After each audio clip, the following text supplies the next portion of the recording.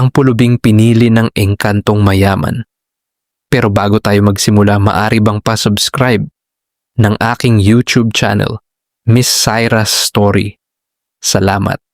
Sa isang baryong malapit sa dagat, may isang dalagang kilala ng lahat, hindi dahil sa ganda o yaman, kundi dahil sa kanyang kahirapan.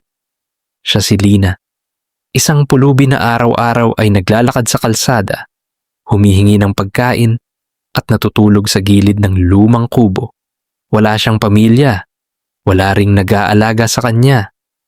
Ngunit sa kabila ng lahat, mayroon siyang pusong hindi marunong magdamot. Isang hapon, habang siya ay namamalimos, may nakita siyang matandang lalaki na hirap maglakad. Agad niya itong inalalayan. "Iho, wala akong maibibigay sa'yo," sabi ng matanda. Ngumiti si Lina. "Okay lang po.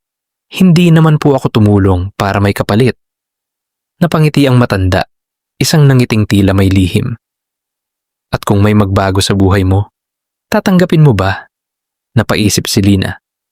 "Kung makakatulong po sa akin at hindi makakasama sa iba, oo."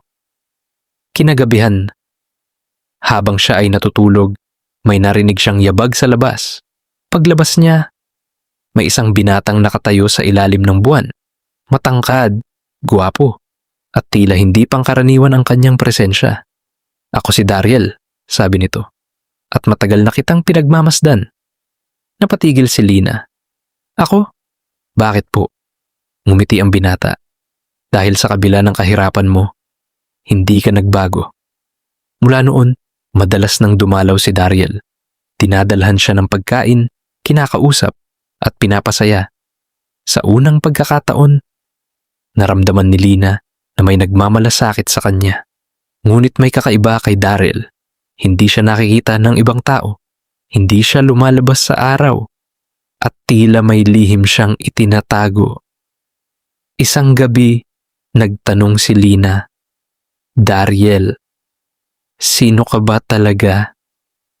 Tahimik ang binata.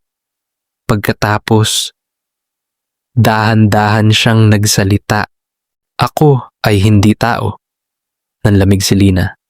"Ano?" "Ako ay isang engkanto. Mula sa isang mundong hindi nakikita ng tao." Napaatras si Lina, ngunit hindi siya tumakbo. "Bakit mo ako pinili?" Lumapit si Dariel. "Dahil hindi mo ako pinili dahil sa yaman, kundi dahil sa puso." Unti-unting naintindihan ni Lina ang lahat. Ang matandang tinulungan niya, ang mga kakaibang pangyayari, at ang lalaking nasa harap niya. Isang gabi, sinabi ni Dariel ang katotohanan. "Gusto kitang pakasalan." Nabigla si Lina. "Ako? Isang pulubi lang." Ngumiti si Dariel. "Hindi kita nakilala bilang pulubi, kundi bilang isang taong may dalisay na puso." "Pero may kapalit." Napatigil si Lina. "Ano po iyon?" "Kailangan mong iwan ang mundong ito at sumama sa akin." Tahimik si Lina. Tumingin siya sa baryo, sa buhay na kanyang nakasanayan, at sa unang pagkakataon, may taong pumili sa kanya. "Kung sasama ako, magiging masaya ba tayo?" Ngumiti si Dariel. "Habang buhay." Huminga ng malalim si Lina. "At hindi ako magiging pabigat?" "Hindi kailanman." Ngumiti si Lina. "Sasama ako." Biglang lumiwanag ang paligid. Ang hangin ay umihip ng banayad, at sa isang iglap, nawala si Lina sa baryo. Kinabukasan, wala na ang pulubing dalaga. Ngunit ayon sa mga matatanda, may nakakita raw ng isang napakagandang babae sa kagubatan, kasama ang isang lalaking tila hari. At sa mundo ng mga engkanto, may isang reyna na hindi isinilang sa yaman, kundi sa kabutihan. At doon, natagpuan ni Lina ang buhay na hindi niya kailanman inakala. Isang buhay na puno ng pag-ibig, respeto, at tunay na kaligayahan. Dahil minsan, ang pinakamahirap sa paningin ng tao, ang siyang pinakamayaman sa puso.